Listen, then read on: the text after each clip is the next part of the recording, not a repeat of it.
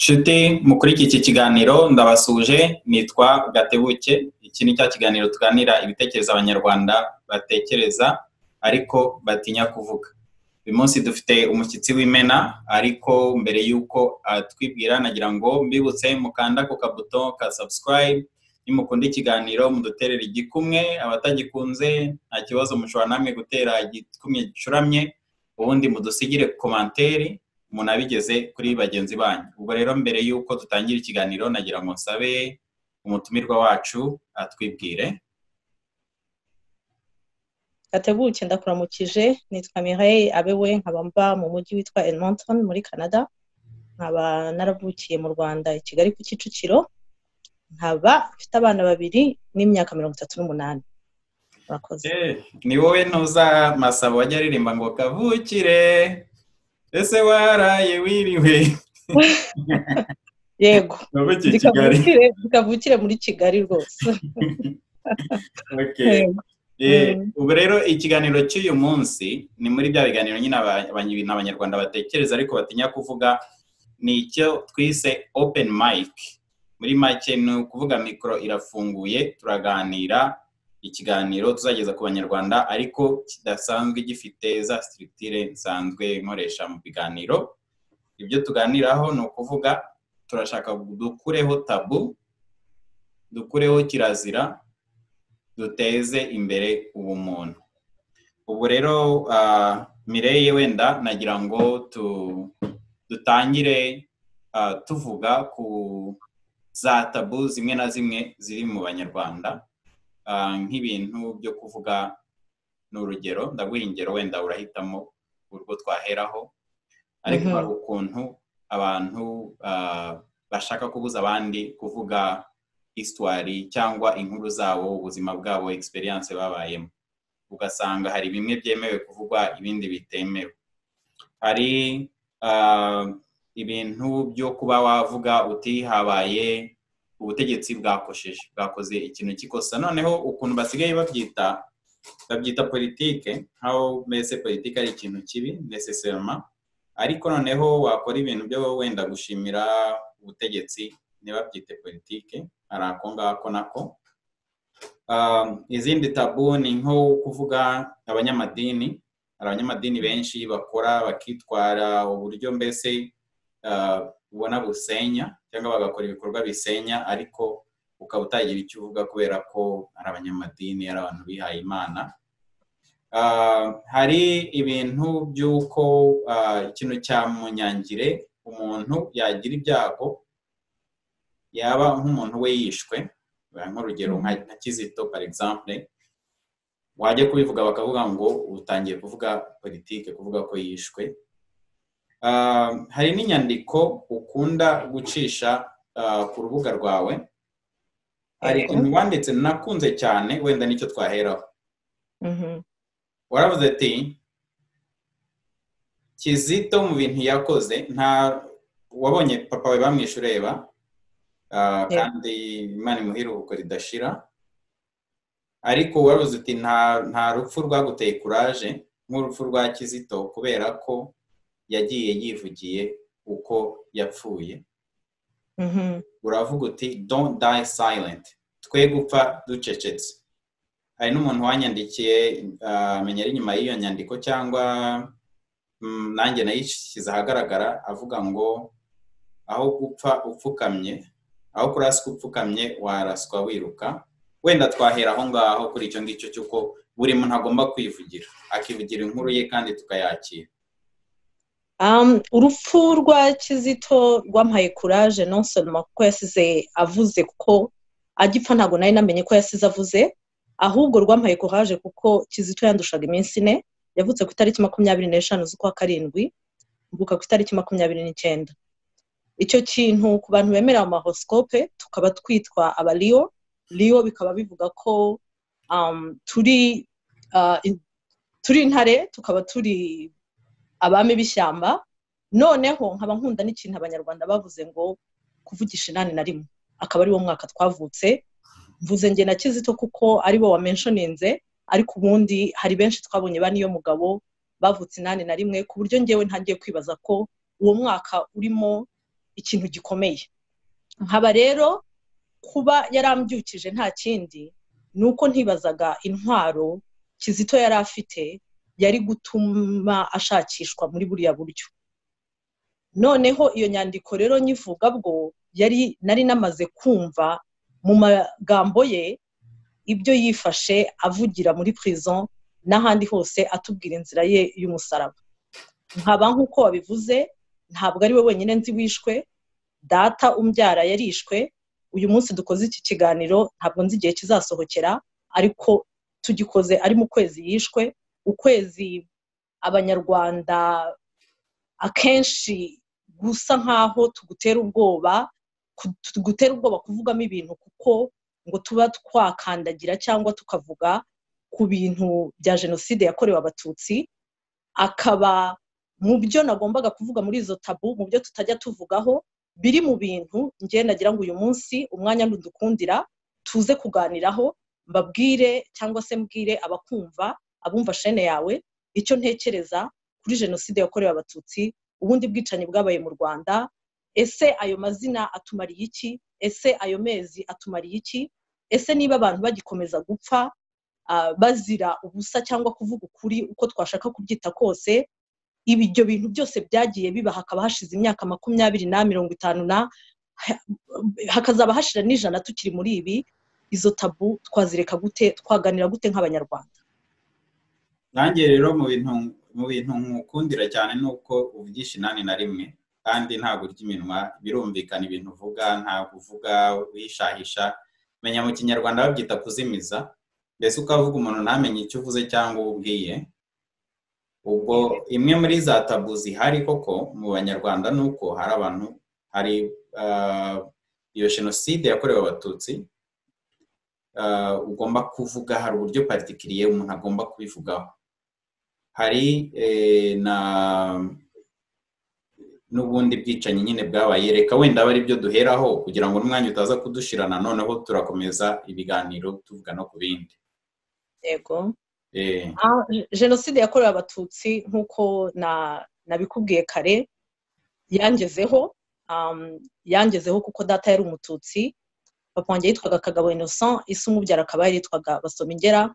Ni umwe mu bashefu babayeho. Ntabwo rimwe na rimwe abanyarwanda tujya twihisha inyuma y'amazina, inyuma y'amafoto, cyangwa se inyuma y'uko dusa. Njyewe ndabiganira cyane, ntabwo njya nshaka yuko ibyaje ngo ndi umunyarwanda bijya inyuma y'ibyo tujya tuvuga, cyane cyane ko isura yanjye iri kuri screen yawe. Biragaragara yuko abanyarwanda ubundi bambonye bavuga bati uyu aba muri ubu bwoko cyangwa ubundi. Nyamara kereka niba mama yarambyaye hanze, ariko ndi umwana wa Kagabo Kabasomingera. Nkaba mbabwira rero ngo ubwo bwoko ntago mbwambaye cyangwa se ngo nambare uburescape bwa jenoside kugira ngo mvuge ibi, ahubwo nambaye umunyarwanda bw'ukuri. Muri ubwo bunyarwanda bw'ukuri rero niho njya mu nyandiko wavuze nashyize kuri za Facebook n'ahandi, njya nemera cyane ko habaho abahutu bapfuye bazize ubwoko bwabo. Nkaba rero nkangurira abanyarwanda kugira ngo ibyo biganiro tujye tubigire atari ukugira ngo abanyamahanga abatwemerera izo jenoside kwitwa ayo mazina, kuko niyo mu Rwanda ntabwo yiswe jenoside kugezaho ngo ONU cyangwa Amerika, sinzi neza abaduhaye ayo mazina ngo bayemere, bayaduhaye. Icyo ntabwo ari cyo kibazo. Ikibazo gihari ni ukuvuga ngo tubyemeranywaho yuko atari abatutsi gusa bapfuye bazira ubwoko bwabo, ahubwo hari n'abahutu bapfuye bazira ubwoko bwabo. Iyo mvuga abo bahutu bapfuye bazira ubwoko bwabo, ndagira ngo mbatandukanye na Uwiringiyimana Agata bishwe muri jenoside y'abatutsi. Ahubwo impamvu nazana uyu nuko nawe umwana we yiyandikiye igitabo. Nagira ngo mvuge ku bahutu nka Banyungura bazize ubwoko bwabo bagapfa mu gihe byo kwitwa ngo ni ukwihorera, nyamara nta cyari gihari cyo kwihorera gihari. Ntabwo bishwe kuko bari intera hamwe, ntabwo bishwe kubera ikindi, bishwe kuko bari abahutu. Ubwo ibyo biganiro nkaba numva tugiye tubiganiraho, tukemerera abantu, kuko ijoro riba ari uwariraye, abantu bakabara amajoro yabo tukabumva, ndetse nabo tukabafata mu mugongo, nk'uko nanjye iyo nanditse uburyo data yishwe abanyarwanda bamfata mu mugongo. Murakoze. Njyewe ngira na chance ko nzi histoire yawe, ariko abantu benshi wenda bashobora kwibwira ko uri kubivuga utarababaye, ariko ibintu waciyemo ni ibintu bibabaje cyane. Icyo ngicyo ni iyindi tabu nkeka iri mu banyarwanda, ni uko dufata akababaro kacu tukagakoresha nk'intwaro yo kubabaza undi cyangwa se yo guhakana experience z'undi muntu. No mu bintu ngushimira cyane, wenda si nanjye gusa wabikoreye cyangwa wabibwiye, ariko hari igihe nkora inyandiko abantu bakaza kuntuka, akenshi iyo ari nka histoire yanjye ndi kwandika, hari igihe uza ukababwira uti ntimukajye mubuza abantu kuvuga histoire zabo. Ibyo ngibyo ndabigushimira ko ubibwira abantu. Ikindi ni uko wemerera abantu bose bakakubwira ukabumva nk'umuntu. Hari ikintu wavuze rero ko waje wambaye izina ry'umunyarwanda wuzuye.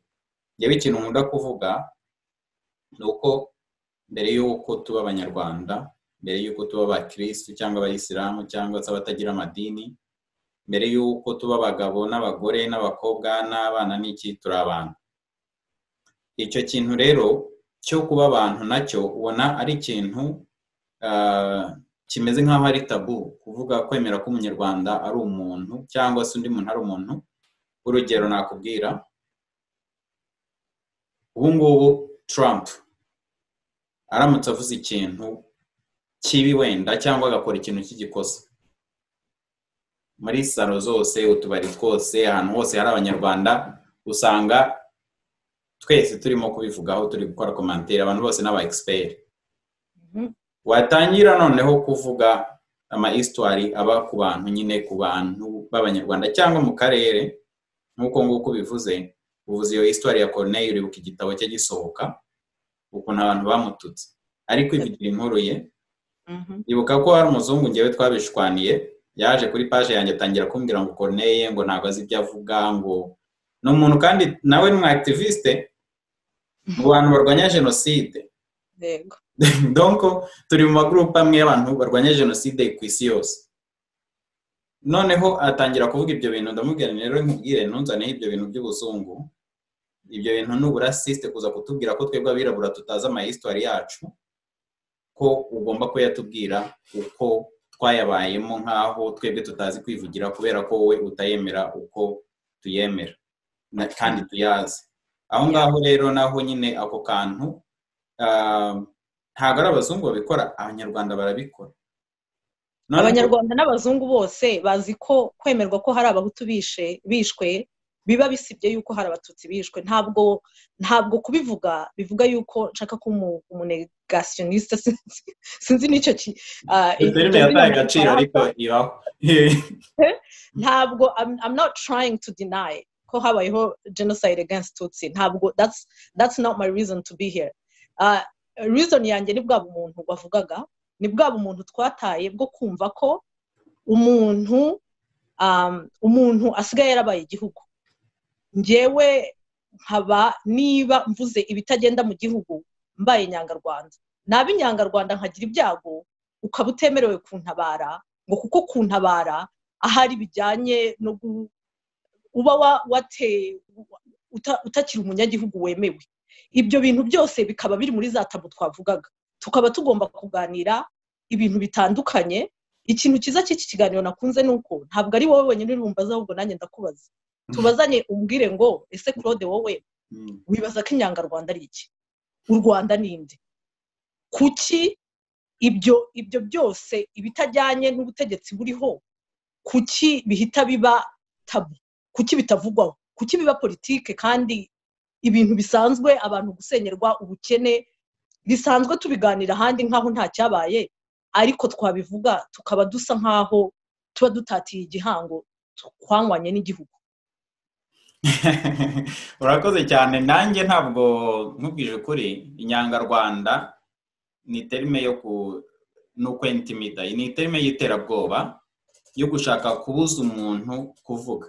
Ari nabyo twavuze ko akenshi rino jambo ryo kuvuga ngo urimo kuvuga politike, naryo akenshi abantu barikoresha kugira ngo bacecekeshe umuntu, kubera ko bazi ko ngo abantu ntabwo bakunda politike. Noneho ugasanga umuntu ngo wamubwira ko nyine basenyeye abantu, tuvuge ari nk'umuntu uri mu Rwanda cyangwa se utari no mu Rwanda, ngo ngo ariko ibyo simbivuga, ngo ibyo ni politike. okay, mu kanya wa muntu wakubwiye ngo we kubivuga akagusaba amafaranga yo gufasha abantu basenyewe, none se niba atari politike mbi yabiteye, byatewe n'icyo ayo mafaranga ndayatanga mu biki? Kandi bizahagarara gute niba tutavuze impamvu zateye icyo kibazo? Ibyo rero byo kwita abantu inyangarwanda na intimidation, ibintu byo kubwira abantu ngo barahakana jenoside y'abatutsi ngo kubera ko ngo bavuze ubundi bicanyi bwabaye, ibyo nabyo no gushaka gucecekesha abantu. Icyo kora icyiza cyabyo nuko bigenda byagiye bita agaciro cyane. Ubu ngubu babibwira umuntu akenshi, abantu babibwiye kenshi baraseka. Kera byari ibintu byari ibintu nyine bakoresha intimidation cyane, ariko ngewe nshimira abantu bose batabitinye bagakomeza kuvuga ibintu uko biri. Ikindi, ibintu byo gutabara umuntu, tuvuge leta iramureze, reka nguhe urugero. Twebwe muri 1994, kuko turimo no kuvuga n'ibya jenoside, hari ahantu twari twihishe. Muri iyo nzu twari twihishemo hari harimo n'abandi bantu benshi, n'abantu, iyo famiye yadukishije yadutabaye, ndayishimiye kandi ndabizi iki kiganiro bazagikurikira. Si bo bonyine, hari famiye nyinshi badufashije, uretse ko bamwe nyine nyuma yaho baranishwe. Ibyo nabyo ni ibintu bitavugwa. Abo bantu bagiye bicwa na FPR barakijije abantu, ntago bavugwa. Nta nubwo bavugwa nk'abantu b'intwari. Izo famiye zadukishije ntago bavuga ubutwari bwabo. Nuko noneho aho hantu twari twihishe, hari igihe ntuza Katyusha yakubise ku nzu, twese turiruka, twirukira mu nzu na muri salo, ariko ubwo nyine igisenge cyari cyaguye. Turicara amasaha, hicaye umuntu, umumama. Hashize amasaha tubona yambaye ubusa, nta mwenda n'umwe yambaye. Nawe nizere ko kuri iki kiganiro. Noneho ubwo uwo mumama yari byakubise ari muri dusha aza yirukanka nawe ajya mu bandi. Nta muntu wabyitayeho kubera ko nyine twese twari dufite ubwoba turi gutitira. Noneho uwo mumama yaje kuba umujije muri Gacaca. Noneho muri Gacaca baza guhamagara umwe mu bantu twari twihishe hamwe ngo ajye gushinja umuntu. Agiye gushinja uwo muntu, aravuga ati ibi bintu ngewe ntago mbizi, ntabyo nabonye. Bamukatiye imyaka 7 baramufunga. Uwo mumama twaramubajije, uwo muntu yazize iki? Ngo yiburaniye nabi. Urumva, no muntu twabanye twihishe. Noneho byarangiza, urumva nk'uwo muntu nta muntu umugemurira uretse famiye ye gusa, nta muntu umwitaho. Bimwe bavugaga ngo yazize politike. Iyo ni politike bwoko ki? Icyo kintu ko ari akarengane, kuvuga akarengane ukabyita politike cyangwa ngo ubivuze ngo ni inyangarwanda, ni gute ushobora gukunda u Rwanda ntukunde abanyarwanda? Kuko nta n'ikintu, gukunda u Rwanda no gukunda abantu, ntabwo ari ugukunda territoire cyangwa imisozi cyangwa imigezi iriyo. Aho ngaho rero niho ngewe mvuga nti abantu batwita inyangarwanda cyangwa bavuga ko umuntu ari inyangarwanda kubera ko avuze ibintu bitandukanye n'ibya guverinoma, nuko batazi u Rwanda rwari. Ikindi, wenda unkosore niba wowe ubibona ukundi. Yego. Cyangwa reka nkakubaza. Ngewe ndeke kuvuga ibyanjye, reka nkubaze. Uretse ko ntanakosora uko mbona ukundi, ahubwo turaganira kugira ngo niba mbibona ukundi twemeranywe nk'abanyarwanda ko ukuri ubona n'ukuri mbona gushobora kubahwa. Ntabwo nabwo. Hari ikintu iyo uvuze ngo par exemple ugakritika cyangwa ukavuga ibintu perezida yakoze, baravuga ngo urimo ngo kurwanya igihugu ngo cyangwa ngo wanga igihugu. Ibyo bintu wowe ubibona gute? Urabyemera ko ari kuvuga perezida ari kuvuga igihugu? Kuvuga perezida mu Rwanda cyangwa ubuyobozi, kuvuga ubuyobozi bwo ntacyo buvuga kuko burahinduka buri munsi. So ndasubiza ku cyambere wari wambaje kuvuga perezida, kuko nibyo perezida yabaye u Rwanda. Tubibona, ngewe ikintu kimbabaza cy'abanyarwanda nuko tutaniga na mbere yaho. Abategetsi, abenshi mu bategetsi bari bariho cyane cyane abasirikare, ntabwo abasirikare bakuru ntabwo babaga mu Rwanda. Igihe bari hanze bitwaga inyangarwanda kuko batemeranywaga n'ubutegetsi bwari buriho icyo gihe. Hanyuma rero ubu natwe abashaka kunenga, kuko ntabwo ari uko tutemeranywa n'ubutegetsi buriho twenyine, ntabwo ari twe twenyine, ni benshi cyane nuko bacecetse ariko twe tubivuga natwe duhinduka inyangarwanda nkaba mbona rero yuko iryo jambo inyangarwanda ribaho ku bantu basa nk'aberekana ibibi mu bikorerwa mu gihugu cyacu igihe rero nasubiyeho nko kubwira ngo mu Rwanda aho byageze ahantu biba ari perezida aho kuba agatsiko k'ubutegetsi nuko nge naje kubona ko agatsiko k'ubutegetsi gahinduka buri munsi hari igihe cyabayeho ngewe ndakizi ubu mwebwe muvuga muganira intore hari abantu bigeze kumenya bitwaga imanzi abo bantu bitwaga imanzi burya bari bakuriwe n'uwitwaga Karegeya uwo Karegeya ntawe ugihari waho ndi Karegeya wo muri RNC wageze ahagashwana n'ubutegetsi nawe akajya yego akagera aho akicwa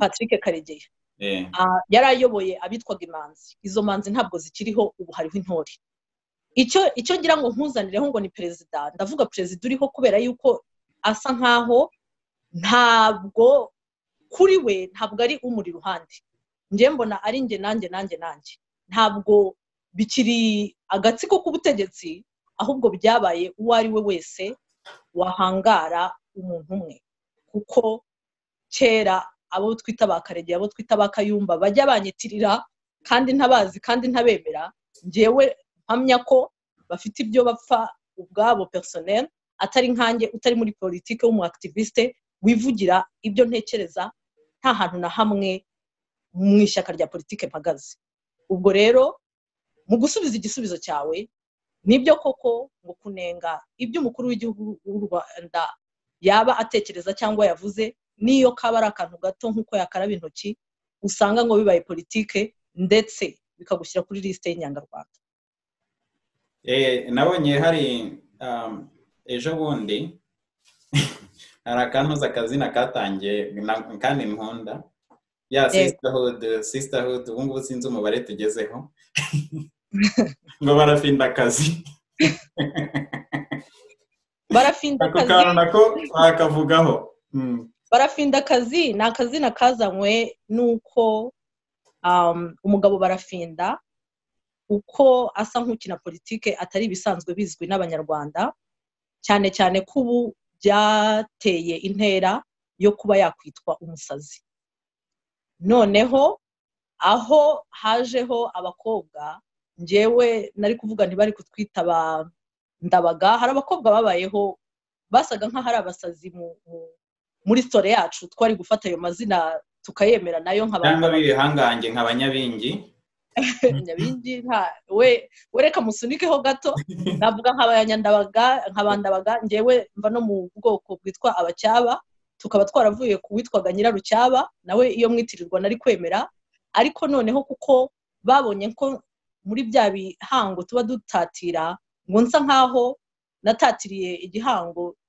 cy'ubututsi kuza kwemera ko hari abahutu bishwe ngo baje gusanga nshobora kuba ndi umusazi muri uko kugirwa umusazi rero umusazi ugezweho yari Barafinda niko kazina kaje kubayeho yuko nitwa Barafinda kazi nkaba njya nseka cyane nkanamaganira abantu bita abantu amazina habayeho ko banyita ikigarasha habayeho ko banyita andi mazina yose nkayamagana ariko ako Barafinda kazi ko naragafashe ndakadopta ndakemera n'abandi bagiye bagashaka ndababwira ntimuze twese tuba abasazi n'abasazikazi cyane cyane ko usara neza aruta abitwa ko ari bazima bemera ibintu byinshi cyane bibi bigenda bibaho hirya no hino kandi warakoze cyane kutwakira natwe muri iyo club na sisterhood yaba Barafinda ariko n'ubundi niko batubona abantu b'aba activiste bumva ko turi abantu b'abasazi dukora ibintu muri desorganisé ariko kubera no wenda baba batabonye ukuntu ahubwo biba biteguye neza gusa njyewe icyo nkundira Barafinda akazi ni uko ari abantu bafite ubumuntu ni uko ari abantu bareba umuntu bakibonamo undi yaba umuhutu yaba umututsi yaba umutwa yaba umuzungu yaba ubundi bwoko ni umuntu d'abord njyewe nicyo nabikundiye noneho hari ikindi ariko cyo kuvuga ngo abantu wenda ko turi abantu babuze icyo dukora cyangwa se ngo nidushaka utuzi dushaka ibyo dukora ibyo nabyo nagira ngo ugire icyo uvuga kuri ako kantu kantuza iyo misconception abantu bibwira ko umuntu aba yabuze icyo akora kugira ngo ajye kurwanya akarengane, ariko noneho reka niyo waba wabuze icyo ukora aho kugira ngo nge bijya bibaho ko mbura icyo nkora nkatembera, bijya bibaho ko nkora icyo nkora nkajya muri siporo, bijya bibura ko mbura icyo nkora nkajya gukina n'abana hanze, ndetse bijya bibaho ko mbura icyo nkora nkifata n'amaselfies.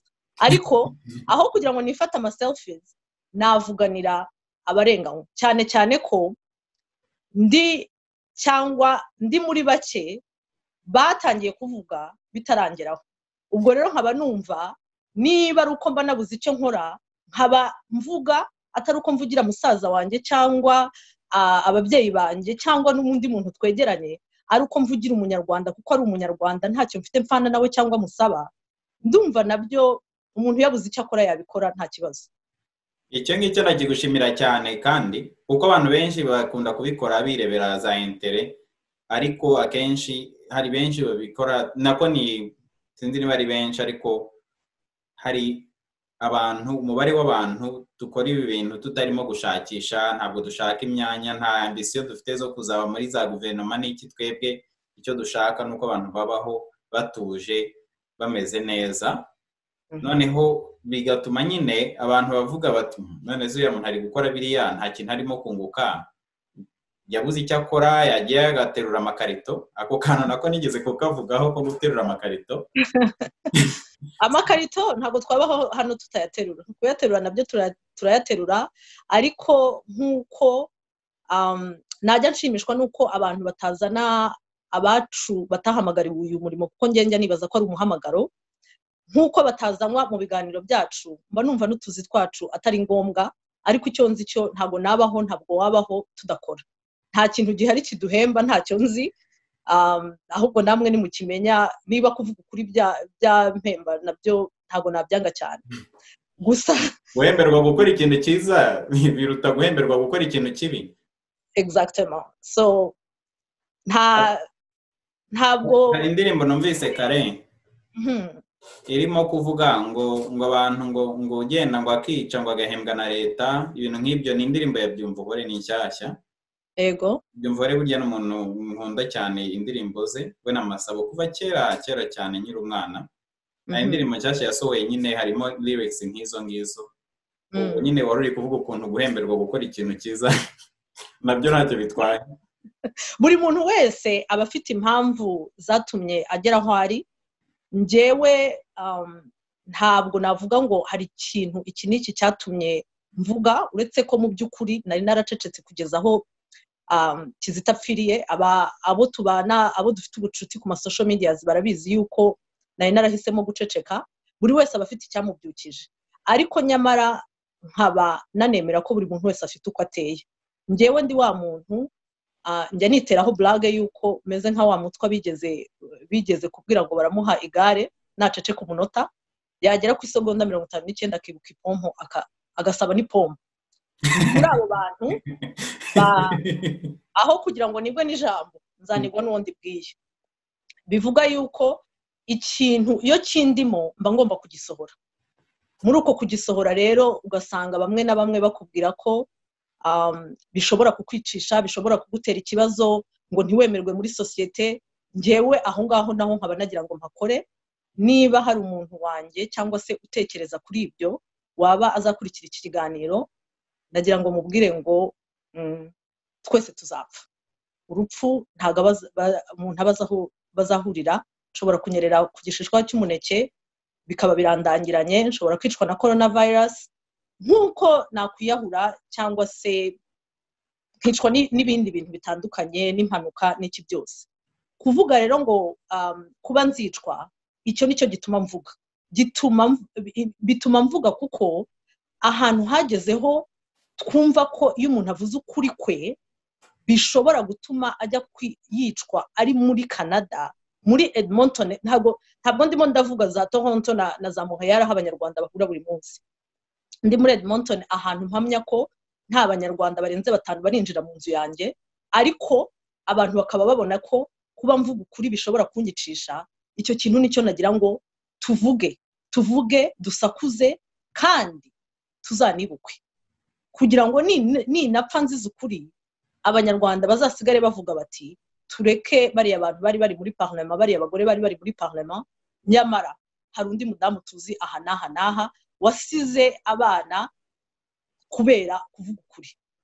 Ubwo rero nkaba ngira ngo mbwira abantu ngo ntabwo ari uko ibyo bintu ntabitinya, nta muntu utagira ubwoba, iyo umuntu ari munsi y'isi aba afite ubwoba, ariko ibyo byose narabirenze. Mu kubirenga nuko nasanze ubwo bwoba nibukomeza kutuzamo ntawe uzavuga ukuri.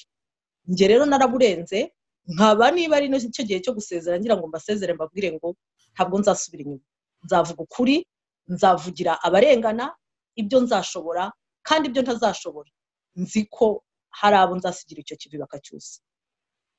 Reka nkuzurize Mireye, icyo kintu uvuze cyo kwibukwa ibintu urimo gukora bizaca mu mateka y'u Rwanda cyangwa se y'isi kurusha umuntu waba yaragiye mu butegetsi, kuko nta nubwo tubibuka, ntabwo tuzi keretse yarakoze ibintu by'ibitangaza, ariko abenshi nta nubwo umuntu abibuka amazina yabo ko bahindagurika buri munsi.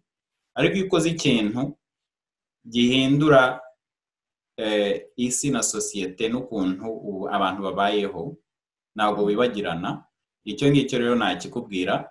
Ikindi we nakuzurizaho ngewe uko mbibona ko buri muntu yavukanye capacité, yavukanye ubushobozi bwo kugira neza, bwo gukora ikintu cyiza, bwo gutabara, bwo gutabariza abandi, ariko twese dufite guhitamo. Noneho abantu bafite ukuntu bahitamo, ugasanga buri wese aba afite impamvu avuga ati sinabikora kubera iyi, sinabikora kubera iyi, sinabikora kubera iyi, ariko birangira nawe bikeneye.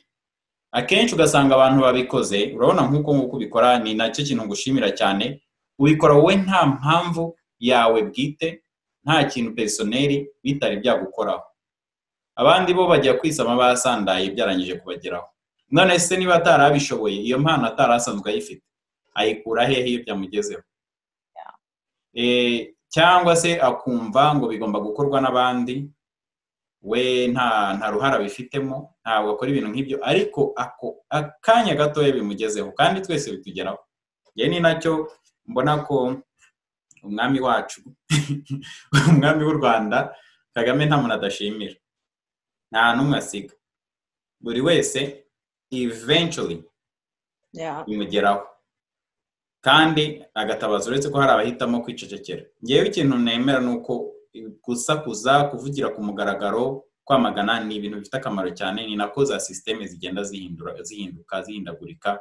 Nkatwe turabirabura muri bino bihugu, uri muri Canada, ndi muri Amerika, twembi ubu ngubu twari ko turi guhinga amapamba n'ibindi bintu bahinga muri bino bihugu.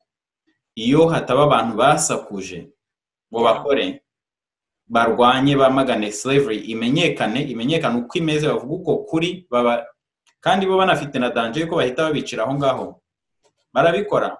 None turicaye, turakora, turiga, amakarito turayaterura, abana bacu bakiga, bagakora ibyo bakora, nta muntu urimo kubaderanje kubera ko abo bantu bakoze ibyo bintu. Ariko wakubaza abantu babaye muri guverinoma iyo ari yo yose, yaba iyo muri Canada, yaba iyo muri Amerika, yaba iki, ngo yabaye umutegetsi, yabaye mu ministre cyangwa depite cyangwa iki, hari n'umwe, no reka tuvuge hari umwe kwijana tujanishije, wenda ashobora kuba harabaye nk'abantu 1000, ushobora kubonamo 10 muri icyo 1000, wavuga uti ndabibuka. Donc ibikorwa nk'ibi bifite akamaro cyane kuri ngewe. Ikindi ibintu byo kuzamura umuntu, ikindi rero nagushimira ni ubundi abantu bavuga ko ngo umuntu n'umujene, tujye no kuri iyo sije. Abajene ngo uravuga ngo ukiri muto, ngo ese ngo wa mwana we ngo kuki ngo wagiye ngo muri politike ukiri mutoya, kuko batazi difference nyine hagati ya politike n'wenda na activisme. Ugasanga nyine barimo kubikubaza. Nahakanye cyane kuba muri politike, aho naboneye ko abaturage basenyerwa biba politike, umuntu yafatwa ku ngufu bikaba politike ubivuzeho. Naje kubyemera, ndavuga nti okay, ngenda bizi mu mutima wanjye ko ntari umupolitician, ndi umu activist, ariko niba mushaka no kunyita umunyapolitike reka byicaremo, icyo nzi cyo ntabwo nzitoza, namwe ntuzanore n'intoza. So nkaba mvuga ngo kuvuga ngo ndi muto nibaza ko umuntu aba muto kugeza abyaye. Narabyaye mu Rwanda, mu Rwanda ni iwacu. Umubyeyi wanjye umwe ntabwo yavukiye mu Rwanda ariko undi yarahavukiye, narahavukiye ndanahakurira, bivuga ngo niba hari umuntu w'umunyarwanda mu bakabwemerewe nanjye ndimo. So abana banjye bakaba ari abanyarwanda. Ntabwo nahasezeye burundu nubwo maze igihe ntasubira kubera ibibazo byo kuvuga nyine, ariko haracyari iwacu kuko ndabizi ko ingoma zizaza haza izindi. Abana rimwe bazabyuka. Mba mu gihugu cyiza kitwemerera ko tuba abakanadien ariko twemereye dual citizenship, bivuga ngo umwana wanjye hazashakira kuri claiminga ubunyarwanda bwe ashobora kuzabikora kandi azaba afite iwabo. Ntabwo ndi mu bantu bake cyangwa benshi bagira imana kuba bataba mu Rwanda ariko bakaba bafite iwabo cyangwa se bafite ibintu mu Rwanda. Bivuga ngo umunsi umwana wanjye yashatse kujya kubishaka cyangwa agashaka no kwimukirayo, akaba yashaka no gukina politike mu Rwanda, ndimo ndaharura inzira. Ntabwo nkiri umwana, aba banyita abana nuko basa nk'abanduta, nyamara niba duhurira kuri social medias ukanyita umwana ni wowe ufite ikibazo. Jya ku bindi. Sindabona mama yayigiyeho, bivuga ngo niba unyita umwana nawe vaho ureke twebwe abakwiye kujya kuri social media, I guess twiganirire. Ubwo rero nagira ngo mbwire abantu ko ntabwo ndi umwana, mfite imyaka 38 ariko noneho niyo byasika nk'ahari ubwana, nta muntu w'umwana yabyaye. Ndi umubyeyi, ndimo ndaharura inzira y'abana banjye, y'abana bawe, y'abana b'abanyarwanda. Icyo ngiye nakongeraho aho ngaho nuko n'abantu batoya bafite uburenganzira bwo kuvugisha ukuri.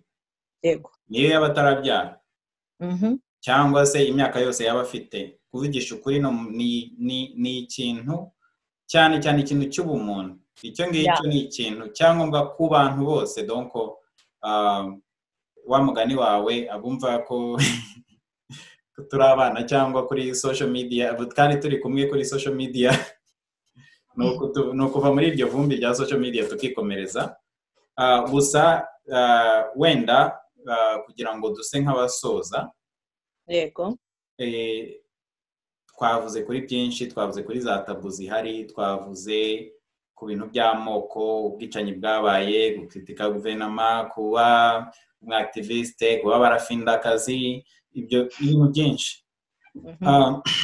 Ariko ndibaza noneho kugira ngo dusoze abanyarwanda, kugira ngo icyo kintu kizabeho cyo gushyiraho tabu ku bantu bavugisha, bavuga ukuri kwabo, kuri ko bakubona, ubona byacika gute? Uretse kuri mu bantu bari kubica, yewe nicyo nakubwira, ariko wenda wowe hari ikindi wakongeraho wavuga ubona abantu bakora kugira ngo ibyo bintu bicike?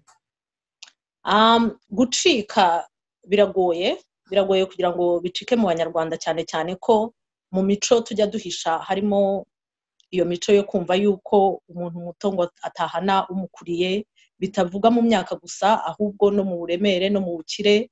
Niba ndi umukene ngo ntajwi nakagize, umukire yakoze ikintu, cyangwa se niba ntari umutegetsi ngo ntabwo nakagaya ubutegetsi, ngo niba ntarize ngo ntabwo nakagaya uyize. Ibyo bintu byose biracyagoye kugira ngo mu Rwanda twumve yuko bidahari. Dufite imico yo kudahana, dufite imico myinshi cyane tugomba kuzajya tugenda tureba, bitari ibyo tuvugaho gusa kuri politike cyangwa activisme, ahubwo nkaba mbona ko ikibazo ntabwo kikiri kuvuga ngo turashaka ko abantu batubona cyangwa batwumva, ahubwo ngiye nagira ngo mubwire, ntabwo mbwira abafata abantu gutyo, nagira ngo mbwire abacecetse batatugaya, abacecetse batwandikira inyuma, nagira ngo mbabwire ngo kwangwa n'umuntu tujye tubireba tubitekerezeho. Ese iyo sosiyete niduta ubundi yari tumariye iki? Ntabwo ndibona nabuze rent ngo sosiyete ize interanyirize. Kuki ntinya abantu n'ubundi batari bafite icyo bamariye mu buzima bwanjye? Kuki nareka kuba uwundi we kugira ngo banyemere? Ese ni bande batwemera? Wabaye uburi we abandi bakaza nyuma.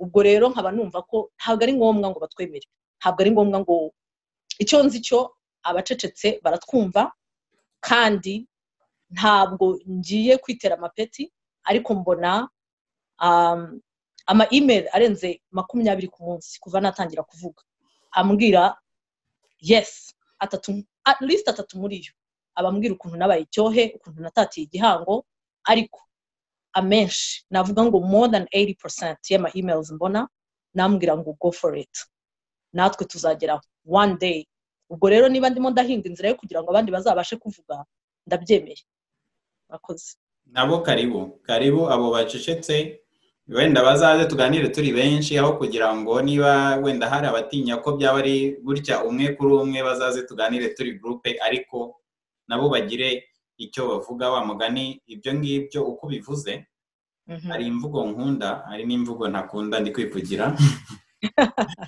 hari abantu baza bakakubwira ngo mukora akazi keza cyane ngo tubari inyuma ngo reka mere kuri babandi bavuze baba bari kugutuka ngo icyohe kuko nanjye biraba cyane ngenda nabikunda kuko ni ikintu cyerekana uko abantu batekereza cyangwa uko bakubona cyangwa niba message watanze yageze ku bagomba kuyumva noneho aba kabiri niba bandi bavuga ngo tubari inyuma iyo mvugo ntabwo nyikunda na gato inyuma surakora iki nyuma uri kutwikingiriza ariko noneho hari abavuga ngo turi kumwe abo ngabo karibu iyo mvugo ya turi kumwe niyo waba utari wagira icyo uvuga ubwo turagutumiye nawe nk'uko Mireya bivuze icyo kintu cyo guceceka kandi n'ubundi kuri ngewe nakantu tutavuzeho hari ibindi zasije nyinshi ziri tabu nka mental illness ibintu byo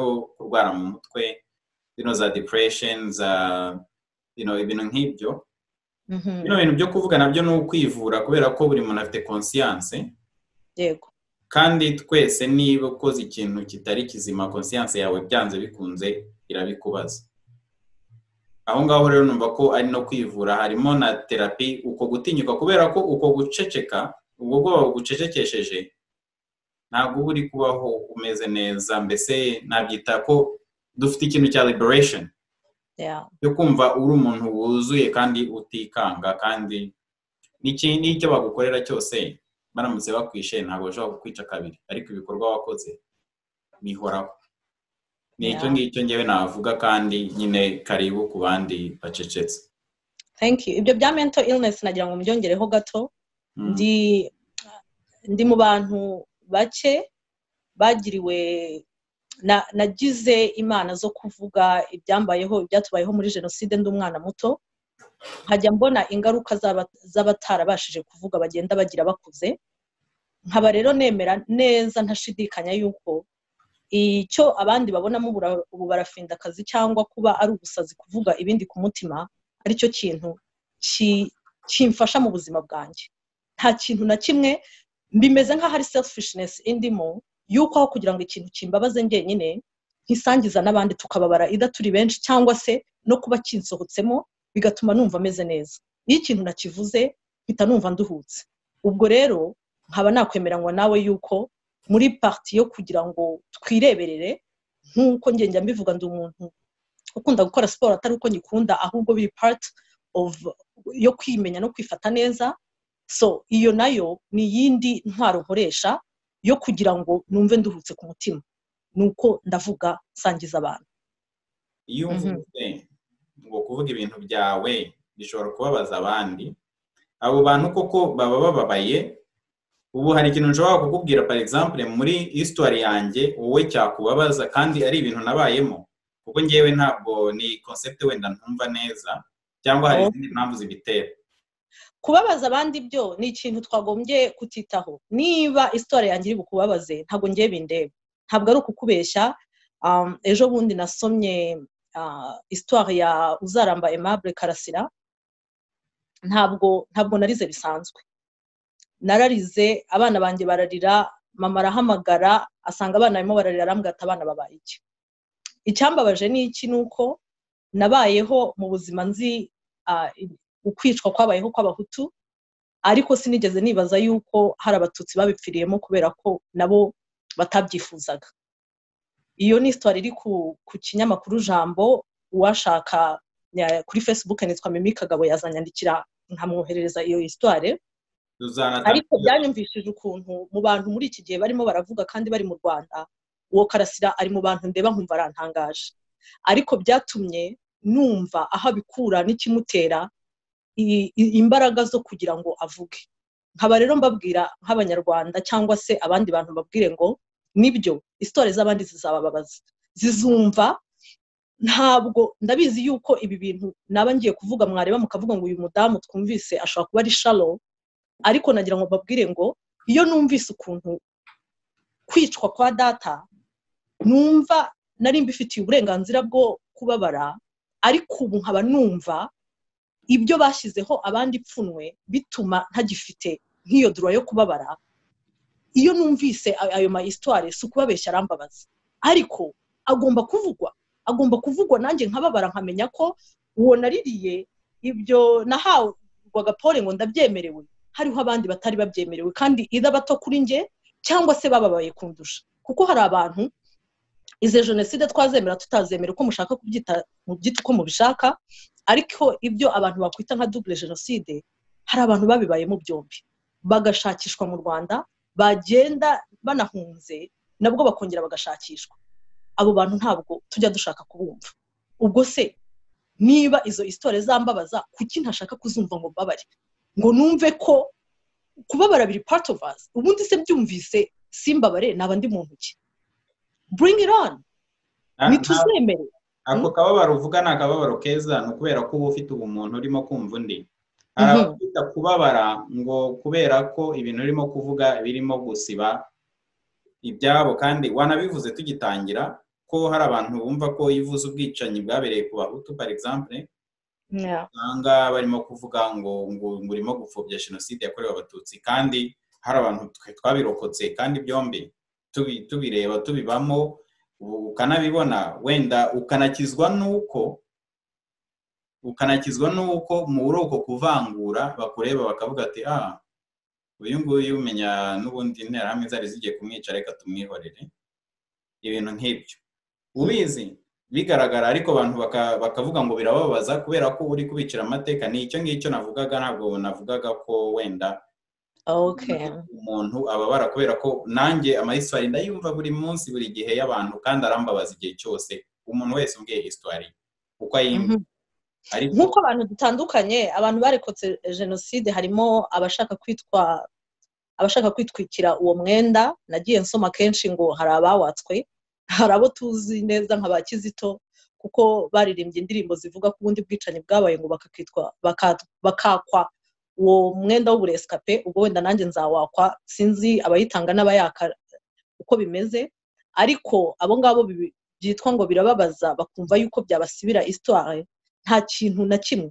kizasiba icyo data yazize ariko kugira ngo mbe narumvise uko bibabaza kubura umubyeyi cyangwa kubura abantu sinshake kumva abandi ibyo bintu harimo uburyarya bukabije nkaba nanavuga ngo erega tunavuze ngo turavuga no to genocide against Tutsi ariko turashaka kwemera izindi jenoside ko zibaho then twaba turi okay ariko ikimbabaza ni iriya nteruro twongeraho ngo never again means never again to any genocide against anybody so ntabwo ari umututsi gusa ntabwo ari umuzayirwa ntabwo ari umuhutu ntabwo nakwifuza umuntu nkanjye ubabara akageni nababayemo uwo bibabaza nuko n'ubundi abatazi neza aho ajya naho ava kuko niba turi abantu mbere ya byose ntabwo akababaro kundi tutakagombye kuvuga ngo mpore nawe urakoze cyane Mireye ngewe ndagushimiye cyane ngushimiye ubutwari bwawe ubutwari ugira ariko cyane